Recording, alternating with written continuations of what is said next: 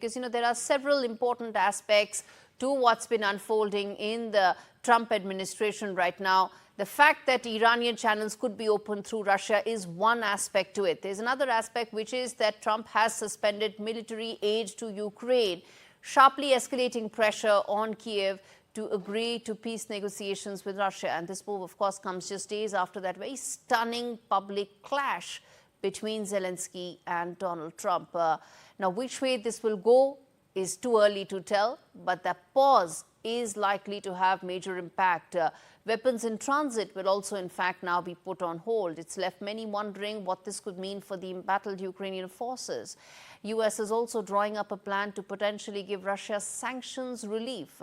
And what that means, of course, is that giving a fresh lease of life to the Russian economy, which has been battered by the sanctions, not as significantly as many would have hoped in 2022, but definitely the impact has been there. Now, on two sides. One, that the aid would be stopped, and second, the Russian economy would be given a lifeline. What does that mean is the big question that I'm putting forth. Does this now mean that we are one step away from a proper normalization between the two sides? Is this also going to be a big boost for the Indian energy industry? Remember, we've been able to circumvent some of these sanctions because America allowed us to do, because of the US-India relationship, but it has had an impact on us. What will be the positive take of these sanctions being lifted on the Indian industry is something we're going to focus on.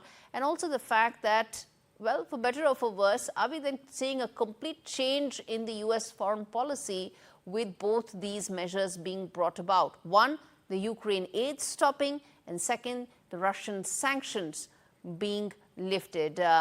Tatiana, I know you want to come in there, but let me just get in some of the other guests as well, and I'm going to give you a chance as well. Ambassador Virendra Gupta and also David K. Johnston. Ambassador Gupta, let me start with you because, both of these aspects and these developments have a huge impact on how Indian industry will be impacted, the energy basket will be impacted. How do you view these developments coming in? Well, Gaurie, I think what is very clear is that if we are going to see normalization of relationship between US and Russia, what Trump has done in very simple terms, rejected the construct created by former administration, Biden, along with the other Western countries, of putting Russia as the centerpiece of the villain. So you develop the entire matrix by defining Russia as the biggest enemy.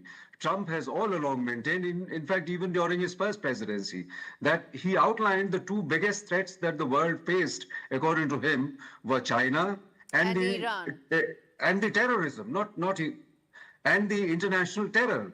So I think his energies are going to be focused. He sees a lot of positive synergies emerging by working together with Russia. Russia has sizable influence all across the world. And I think what we see possibly happening in Iran is a spin-off benefit by way of improved relationship with, I think, and from our standpoint, Gaurie, we have good relations with both US and Russia.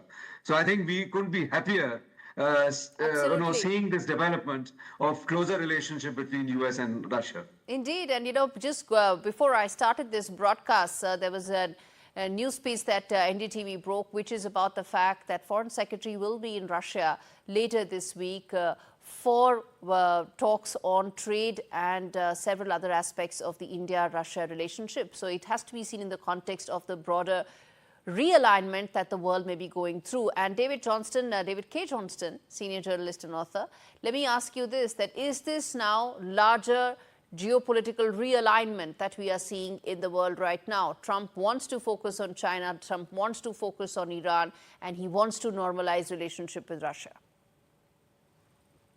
What you're seeing. And under Donald Trump, we have abandoned as a country the idea that we stand for liberty, we stand for people who've been invaded by a foreign power in violation of its own written agreements in the case of Ukraine. And we stand with dictators. Because Donald is now America's de facto dictator, he's simply consolidating power. Without a doubt, as your previous guest said, there's a bigger picture here. The U.S. relationship with Iran, for example, is the result of a whole series of just terrible decisions by the U.S., starting with overthrowing the Iranian government in 1954. But at the moment, what you're seeing is America abandoning its traditional role as a champion of liberty and democracy in favor of aligning itself with a murderous dictator who invaded a country, Ukraine.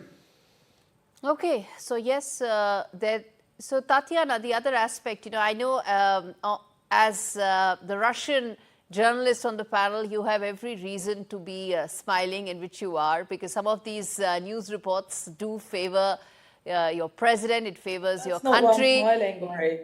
That is not why I'm smiling. I always smile when an American tries to tell me, a Russian, about invading other countries, which I do believe neither an American nor British person and nor actually a French person has any right to talk about at all, because again, we're now seeing something that could be incredibly impactful for the Middle East and for Europe. And you're talking about, you're sticking to the same rhetoric of demonization. I think the biggest outcome of this and the biggest shift that we're facing, Gaurie, back to the question that you asked about 3 minutes ago, the biggest impact on the global stage is that Donald Trump is actually making an incredible shift from the policy of demonization to an actual market economy. Mm-hmm. Okay. And that could have incredible implications for every country on the planet, including India, but not limited to, obviously, Russia and Iran, should that actually happen. Yeah, not just limited to Russia and Iran, of course. If at all normalization of ties does take place, sanctions do get lifted, it would also mean that some of the European allies of America will start getting access to cheaper Russian gas, something that hasn't happened for 3 years. It has battered their economies. There's a whole different discussion around that, which I don't want to get into. India has made a lot of money off of it, so, might not benefit India. But in the meantime, Europe is a whole different story, though. Yeah, that's what I said. It's a completely different discussion, and I don't want to get into that. But Ambassador Gupta, very quickly, I want to ask you this, that even before, day before demitting office, President Biden, in fact, came out with those farewell Russian sanctions, so to say. It impacted oil cargoes, it impacted a whole host of other areas in terms of how we get access to Russian crude. Do you think specifically the lifting of sanctions could actually have a huge impact on the Indian economy, apart from several other geopolitical realignment? It will. In fact, to say the least, what Biden did was very unethical. He had no business to be taking those far-reaching decisions in the dying hours of his presidency. He should have left it to the new president, who was already elected. Surely, look, if you're talking about normalization of relationship, and one can get into this Ukraine business, Trump has already, put the blame squarely on Zelensky as having been responsible for starting the war. He's been led up the garden path by Western countries. And I think that is, so it is not something, the Western view was created and propagated through the use of powerful media tools that Putin alone was the aggressor. Circumstances were created under which Putin had probably no other option left. Sir, my director says I have to take a break. So 30 seconds I ask you this, Ambassador Gupta, which is that what a unique position will normalization of ties between US and Russia put India in? Well, India, as I said earlier, has good relations with Russia and America.